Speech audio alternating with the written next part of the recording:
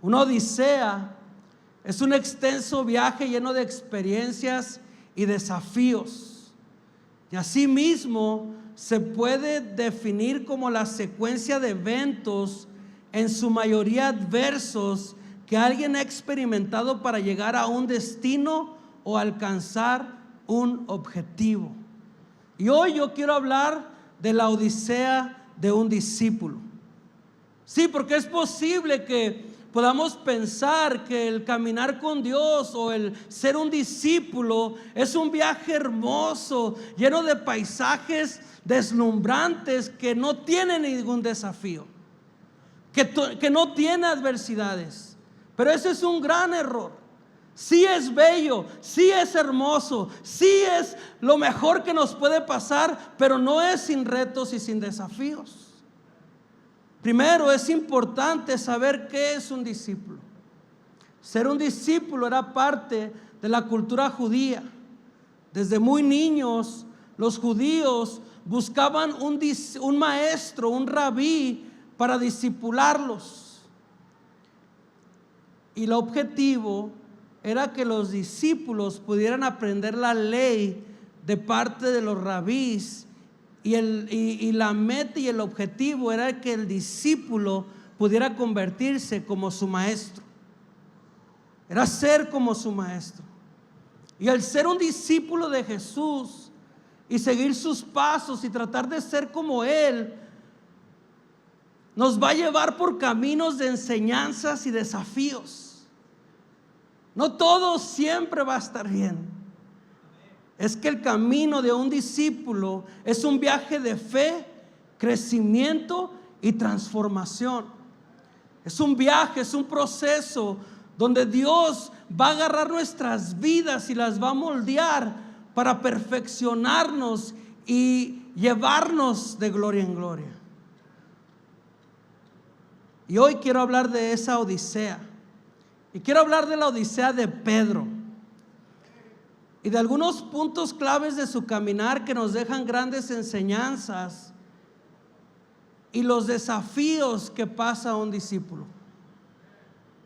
Número 1, la carretera del llamado. En Marcos capítulo 1, versículo 16, quiero que me acompañen en su Biblia.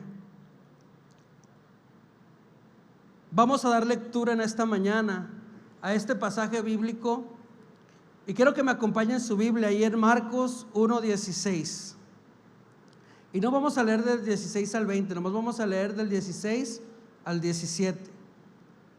Jesús pasaba por la orilla del lago de Galilea cuando vio a Simón y a su hermano Andrés.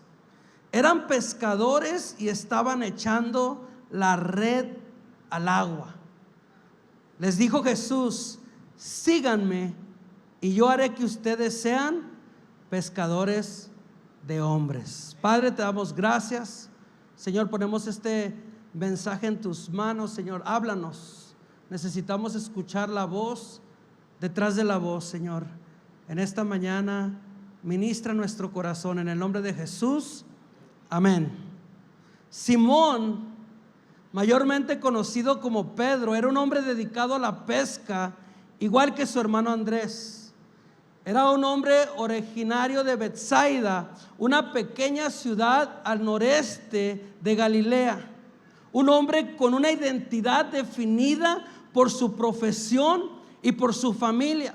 Era un hombre de trabajo, era un hombre pescador, un hombre conocido por su profesión. Pero un día su vida cambió. Un día su vida cambió. Parecía un día normal. Un día como cualquier otro. Se levantó, me imagino que se hizo su desayuno. A lo mejor es de los suertudos que la esposa le hace el desayuno, ¿verdad? Le hicieron su desayuno, se fue a trabajar, pensando que iba a ser un día común, un día como cualquier otro. Pero no fue así. De repente su día fue interrumpido cuando Jesús subió a su barca. Cuando llegó el llamado de Dios sobre su vida. Un llamado para dejar de ser un pescador de peces y ahora ser un pescador de hombres, de seguirle, de convertirse en un discípulo, de dejar de ser quien él era para ahora tener una nueva identidad en Jesús. ¿Ves? El encuentro con Jesús cambió su vida. No solo cambió su vida, pero cambió su identidad. Algo que nos marca como discípulos es el encuentro con Jesús. Cuando Dios nos llama, cuando Dios llega a nuestras vidas y nos interrumpe. Yo no sé cómo estuvo ese día, ese momento cuando Jesús llegó a tu vida, se subió a tu barca y llegó para llamarte, para decirte que lo siguieras, que te unieras a un propósito más grande que el tuyo. Sin duda, es un momento hermoso cuando llega Jesús a nuestras vidas, cuando Jesús se revela a nuestras vidas, cuando Él nos llama, cuando Él nos dice que Él nos ama, que nos abraza con su Espíritu Santo y nos dice que Él tiene un plan y un propósito para nuestras vidas. Cuando descubrimos el precio en la cruz del Calvario, cuando nos damos cuenta que Él murió por nosotros, que no nos escogimos nosotros a Él, que Él nos escogió a nosotros. Cuando Él empieza a hablar a nuestro corazón y nos empieza a invitarnos a seguirle, a vivir una vida nueva, que nos empieza a revelar el plan para nuestras vidas y nos llama a ser discípulos. Cuando nos jala de la multitud y nos atrae para no nomás seguirle de lejos, pero ser un discípulo. Qué maravilloso que el Rey de Reyes, el Señor de Señores, el Creador de los cielos, de las estrellas, nos llame. El llamado es un llamado al compromiso, a vivir una vida diferente, una vida dedicada a Dios. Es un precio grande a pagar. Es soltar lo viejo por recibir lo nuevo. Es hacer cambios a nuestras vidas.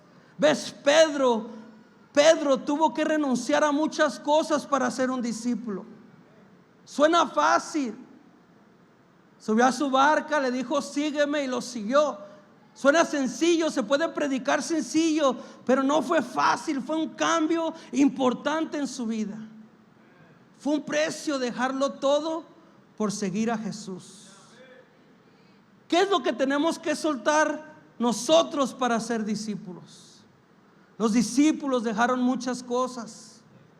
Efesios 4:22 dice esto: por eso deben ustedes renunciar a su antigua manera de vivir y despojarse de lo que antes eran, ya que todo eso se ha corrompido a causa de los deseos engañosos.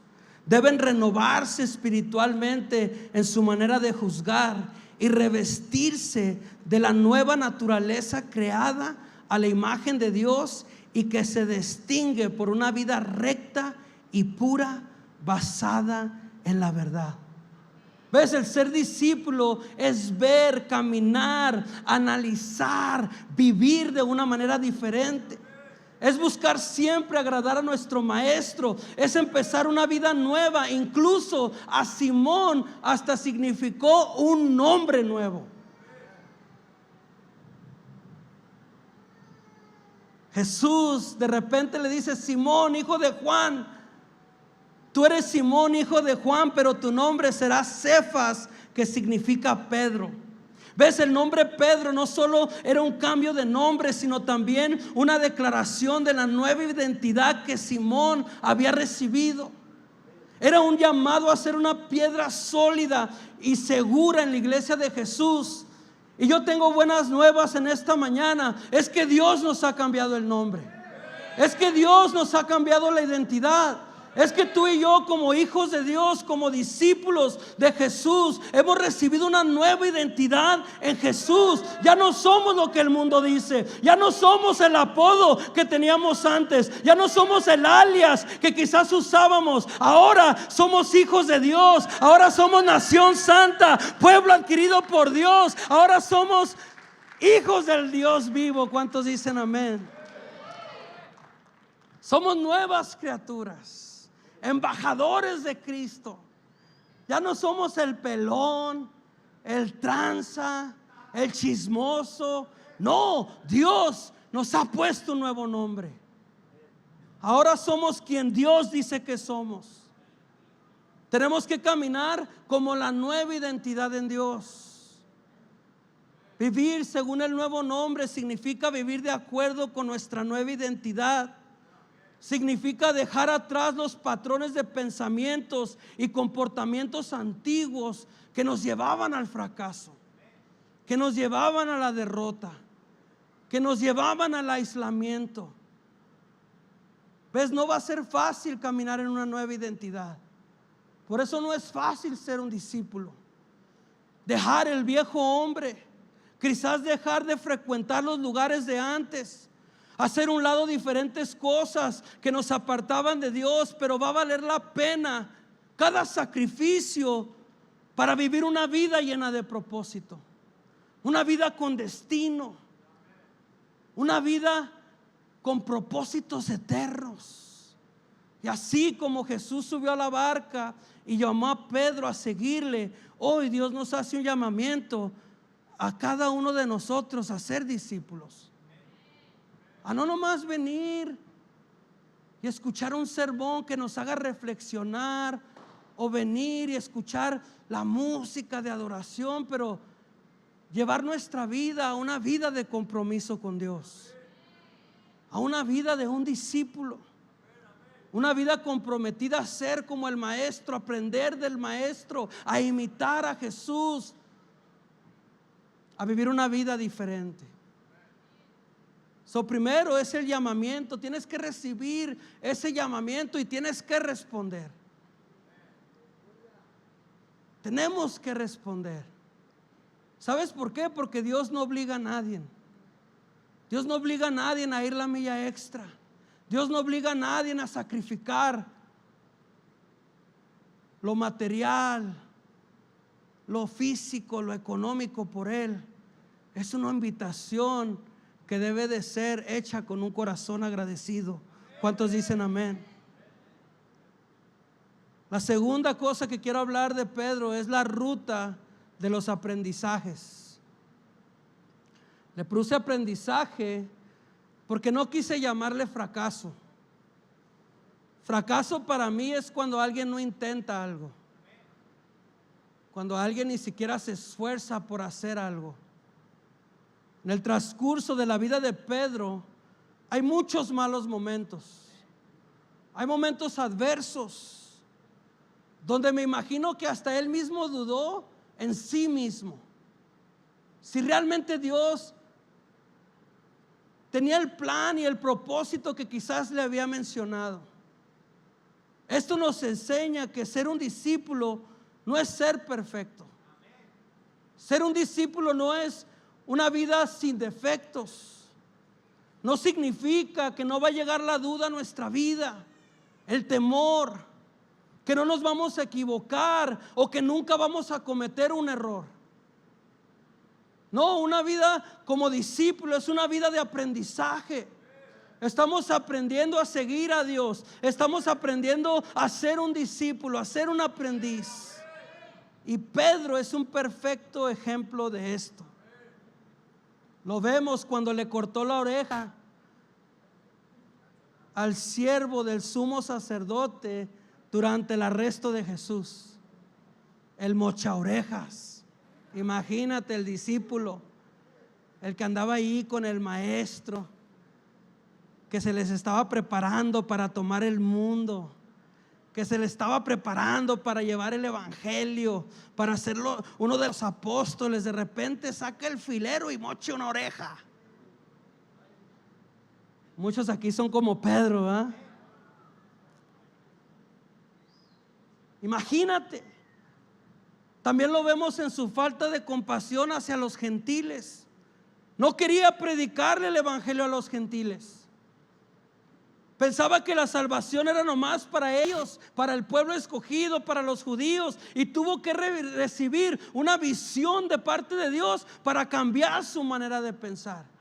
Imagínate el discípulo que estaba con Jesús, que estuvo con él por 3 años.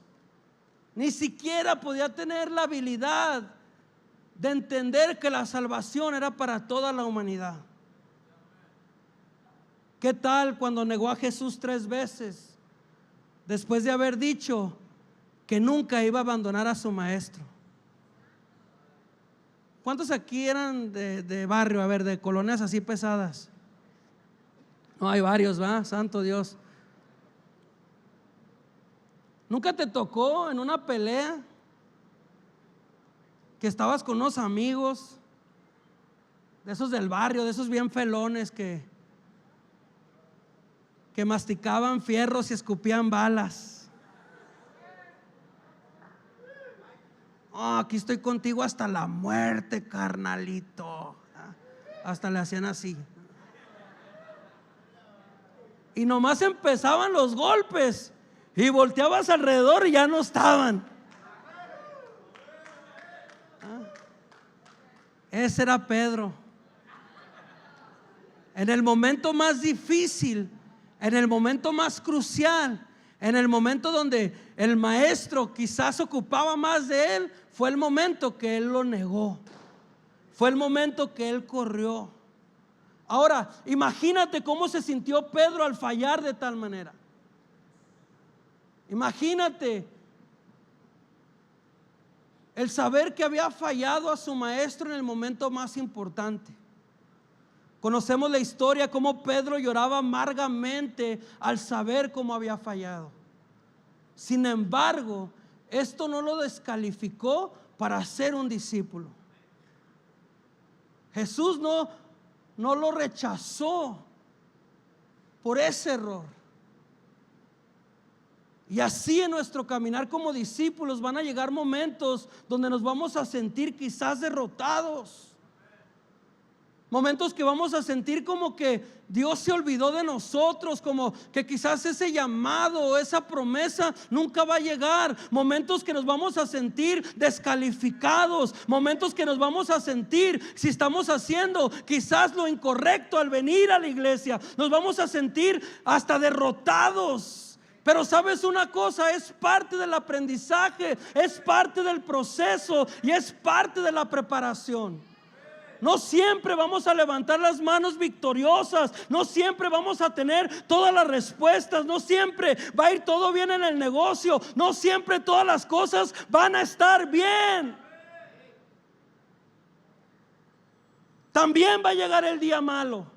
Aún sirviendo a Dios, aún dando tus diezmos y ofrendas, aún haciendo el esfuerzo para ser obediente y vivir una vida recta y hacer las cosas bien, aún así van a llegar los momentos adversos a nuestras vidas. Bíblicamente hay un gran número de grandes hombres de Dios, profetas, reyes, discípulos que pasaron por tremendos desafíos. Día malo puede ser un día de desánimo. Cuando llega la depresión, cuando llega la opresión del diablo a nuestras vidas, cuando están los ataques del enemigo fuertes, cuando llegan las tormentas a nuestra casa, a nuestro matrimonio. Le pasó a Elías con Jezabel, le pasó a David con Saúl, le pasó a Samuel con sus hijos y nos puede pasar a cualquiera de nosotros. Oh, pero cuando tú te agarras de Dios y pones tu fe en Él, no hay nada que no puedas vencer. No hay obstáculo que no se pueda derribar. No hay gigante que no puedas tumbar. No hay demonio que nos pueda detener de cumplir el propósito de Dios para nuestras vidas. Efesios 6:13 dice: por tanto, tomad toda la armadura de Dios para que podáis resistir en el día malo. Y habiendo acabado todo, estáis firmes. Por eso tenemos que andar vestidos en oración, vestidos en la palabra, con nuestra armadura siempre puesta, porque el día malo va a llegar. Como discípulos tenemos que mantenernos firmes con una convicción de que Dios está con nosotros. Dile a tu vecino: Dios está contigo. Dios está contigo. Como discípulo tenemos que tener esta convicción de que Dios no nos va a dejar, no nos va a desamparar, aun cuando mengue nuestra fe. Escúchame bien, aun cuando llegue el desánimo a nuestras vidas, Dios siempre nos va a levantar. Dios siempre te va a levantar. Dios siempre te va a agarrar de ese estado en el que quizás estés de derrota, de desánimo. Cuando tú voltees para el cielo y tú clames a Dios, Dios va a llegar y te va a levantar y te va a llenar de su unción, de su poder, y te va a levantar para darte tu victoria. Pedro, en una ocasión, durante una tormenta, empezó a caminar sobre las aguas. Imagínate esta escena. Había una tormenta y de repente miran algo que parecía un fantasma. Así lo narra la Biblia. Y Pedro se anima a preguntarle a Jesús si era él. Y que si fuera él, que lo llamara a caminar sobre las aguas. Y de repente vemos a un hombre como tú y como yo, a un discípulo lleno de fallas, lleno de errores, caminando sobre las aguas. ¡Wow! Imagínate, caminando sobre las aguas, en lo sobrenatural, caminando en las promesas de Dios, caminando sobre una palabra, sobre el ven de Jesús. Pero de repente se desenfoca y empieza a ver las olas, empieza a ver los vientos y se empieza ¿a qué? A hundir. Y gritó: sálvame, Señor. Y Jesús lo tomó de la mano y lo rescató. ¿Sabes una cosa? Como discípulos van a haber momentos donde vamos a estar caminando sobre las aguas. Promoción en el trabajo. Oh, aleluya, hasta quieren hablar en lenguas. Buenas calificaciones de los hijos en la escuela. Llegan temprano, llegan a horas, hasta te dan besitos de buenas noches. Aleluya. Todo en casa va a estar bien. El refrigerador hasta lo abres y se le cae la carne. Aleluya. Se cae el filete miñón y el ribeye cuando abres la hielera. ¡Flaca!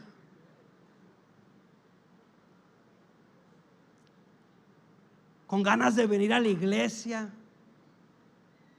Ánimo para servir. Con gusto, con gozo. Pero también van a llegar momentos donde vamos a sentir que nos estamos hundiendo. Van a llegar. Si eres un verdadero discípulo, van a llegar. Van a llegar esos momentos. Nadie se escapa.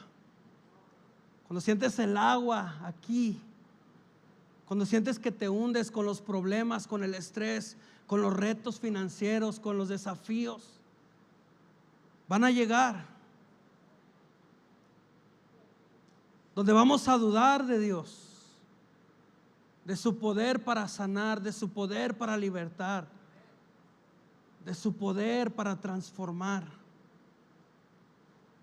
Van a llegar esos momentos donde sentimos que nos estamos muriendo. Voy a invitar al hermano del teclado que suba. ¿Nunca has pasado por un momento donde sientes que te estás muriendo? Físicamente. Yo una vez durante el COVID empecé a batallar para respirar. Y me la pasaba viendo en el internet nomás cómo se morían y se moría la gente. Y cuando me empezó a dar un ataque de respiración y no podía respirar, me acuerdo que agarré un video de YouTube, porque en YouTube puedes encontrar 1000 cosas ahí, ¿va? Y busqué cómo hacerle en caso de un ataque respiratorio. Y me acuerdo que estaba viendo el video de YouTube, me estaban dando diferentes tácticas de cómo poder respirar, pero nada estaba funcionando. Tuve que empezar a clamar a Dios. Tuve que empezar a reprender al espíritu de muerte. Y me acuerdo que ese día hasta casi me volví a salvar otra vez. Le volví a entregar mi vida a Jesús. Señor, no me puedes llevar ahorita, yo te quiero dar toda mi vida, no me lleves ahora. Va a haber momentos en nuestro caminar como discípulos que no nomás físicamente vamos a sentir que nos estamos muriendo, pero espiritualmente. Momentos donde vamos a estar secos. Vamos a venir a la iglesia y no vamos a sentir nada. Desiertos donde hay sequedad. Momentos difíciles. Pero yo tengo una palabra para ti. Cuando pases por las aguas, Dios va a estar contigo. Cuando pases por los ríos, no te anegarán. Cuando pases por el fuego, no te quemarás, ni la llama arderá en ti, porque Dios está contigo. Los desafíos y las adversidades no son para matarnos, no son para nuestro fin. Es una preparación para lo que Dios tiene para ti. Es un proceso que Dios te está atravesando, porque lo que Él tiene para ti es algo grande y glorioso. Es solo un aprendizaje. ¿Ves? El oso y el león no fueron diseñados para matar a David. Imagínate cómo se sintió David cuidando sus ovejas cuando de repente se le avienta un león. Yo creo que sí le pasó por la muerte. Hasta aquí llegué. Y luego que se le avienta un oso. No, se dice fácil el oso y el león, pero imagínate agarrarte con un oso, agarrarte con un león. Me imagino que sintió la muerte, sintió que llegaba a su fin, sentía que se le acababa su tiempo, pero era solo una preparación. ¿Sabes una cosa? El discípulo debe ser procesado. Y un discípulo debe enfrentar dudas y temores, pero debe aprender a superarlos y a confiar en Dios. A lo mejor tú estás enfrentando algunos desafíos hoy, pero cuando tú sabes que tú eres un discípulo, tú sabes que todo obra para bien. Dios tiene el control de todo. ¿Cuánto le pueden dar un aplauso al Señor?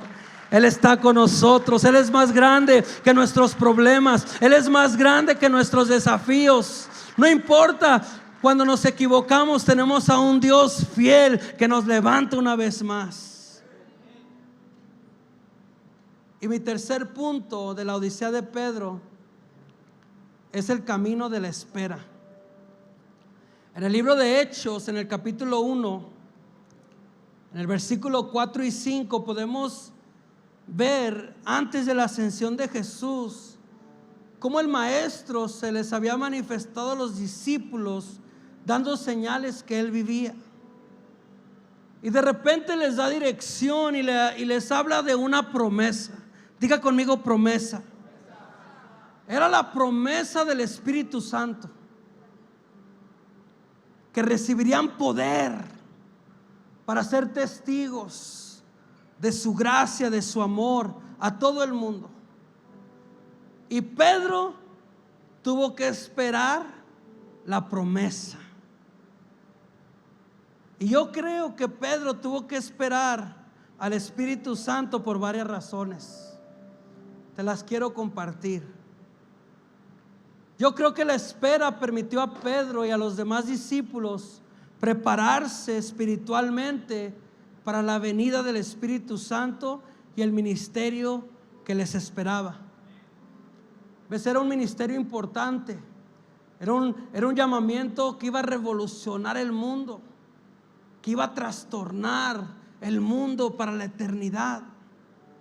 La espera también permitió a Pedro reflexionar sobre su negación de Jesús y buscar el perdón y la restauración. Porque para ser un buen discípulo necesitamos estar sanos. Nuestro corazón necesita estar bien. Por eso la palabra nos enseña que sobre toda cosa guardada guardemos nuestro corazón, porque de ahí emana la vida.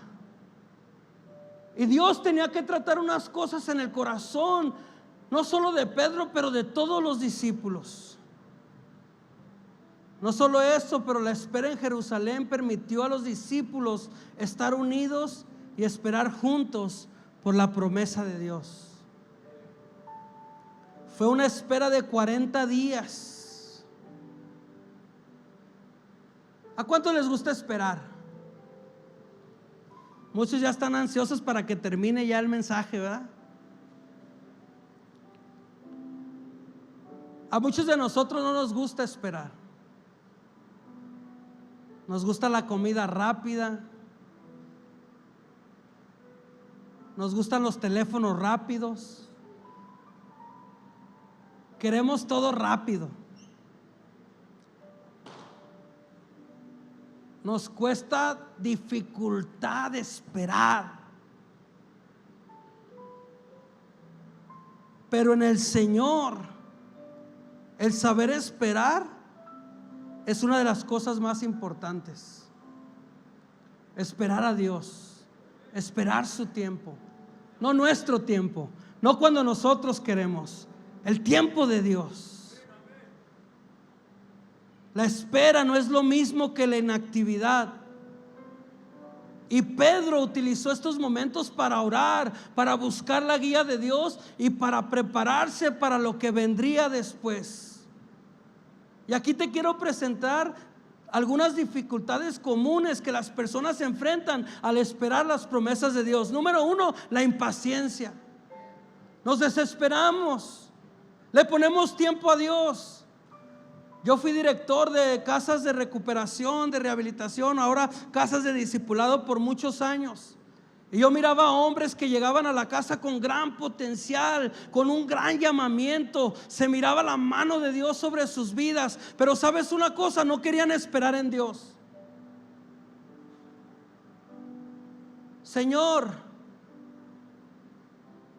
si en 3 meses no me devuelves a mi esposa, yo creo que me voy. Después de 5 años de serle infiel y de andar en las drogas, querían en 3 meses que Dios hiciera el milagro.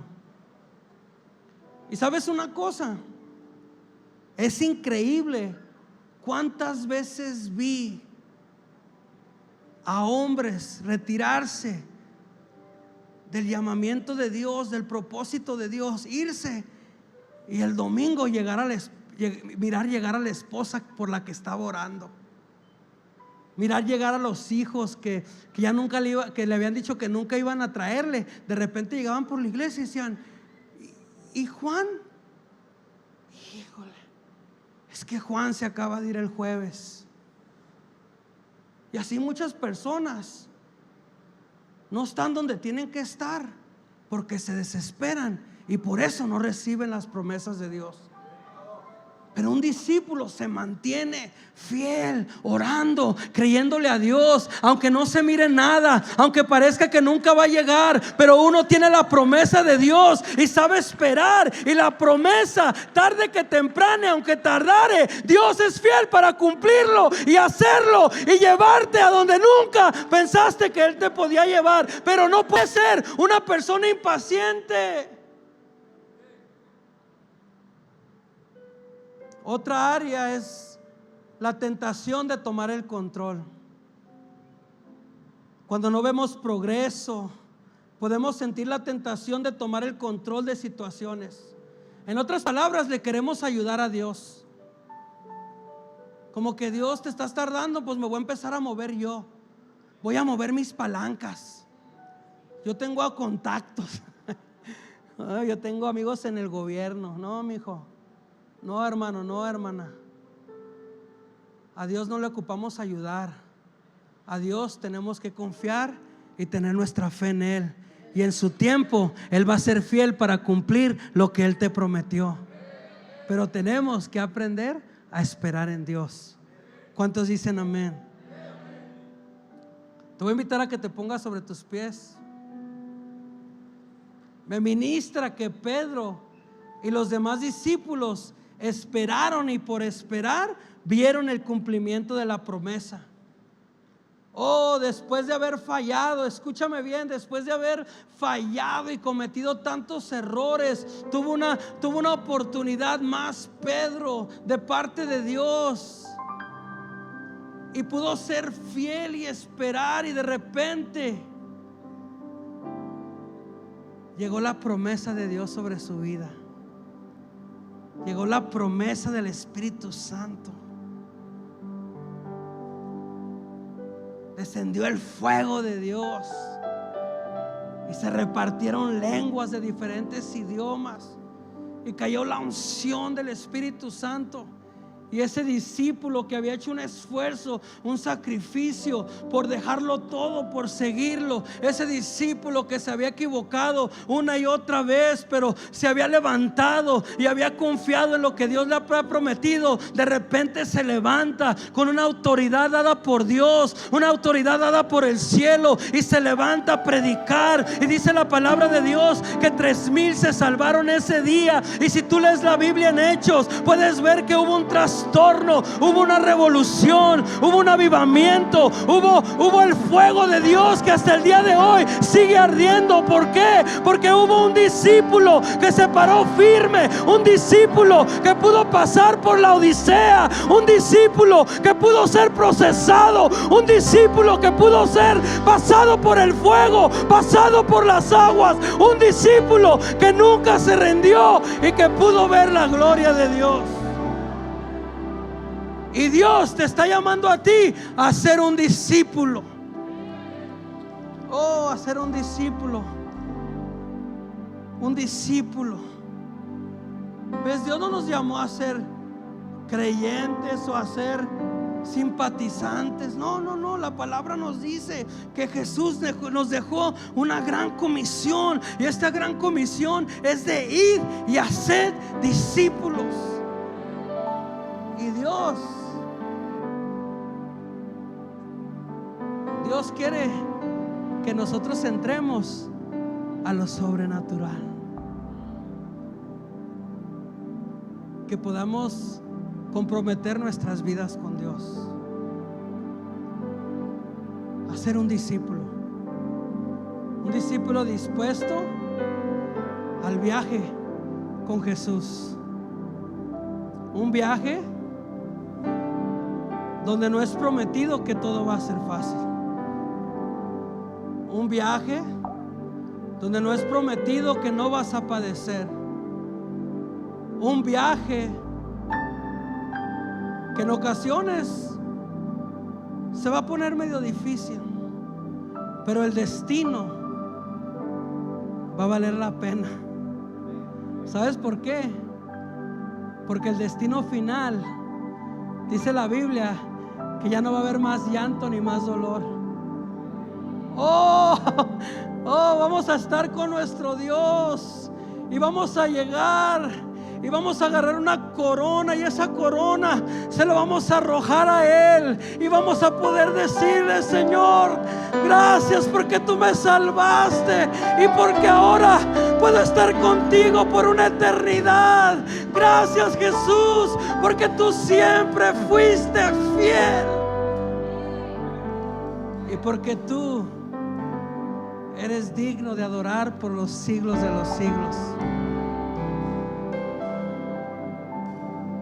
El destino final vale la pena.